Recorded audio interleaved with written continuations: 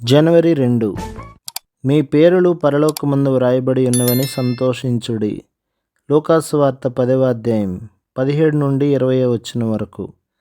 ప్రభు మన పేర్లు పరలోకమందు వ్రాసి ఉన్నాడు అనున్నది నిజమైన ఆనందమునకు ఆధారమని మన ప్రభువు చెప్పుచున్నాడు.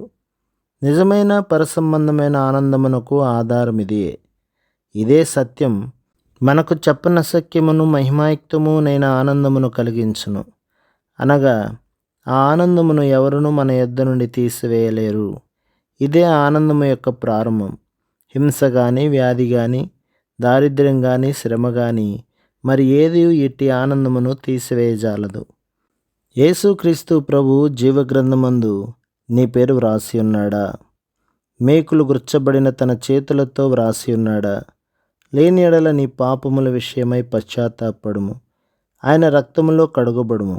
ఆయన నీతి వస్త్రములు ధరించుకొనుము. అటు పిమ్మటనే నీ పేరు అక్కడ వ్రాయబడును.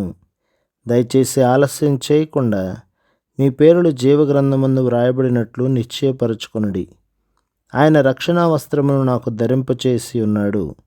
యెషయా గ్రంథం 61వ అధ్యాయం 10వ వచనం. ఈ వస్త్రములు ధరించినప్పుడే మనకు పరిపూర్ణ ఆనందం లభించును.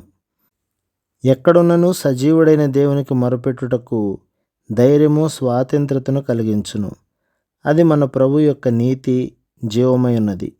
మన ప్రభు అయిన యేసుక్రీస్తు యొక్క జీవమే మన ఆత్మ ధరించు వస్త్రములు.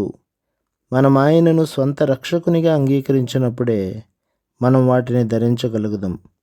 మనం బహుగా ఆనందించున్నది దీని యందే. ప్రభు మిమ్మల్ని దీవించి ఆశీర్వదించునుగాక. ఆమేన్.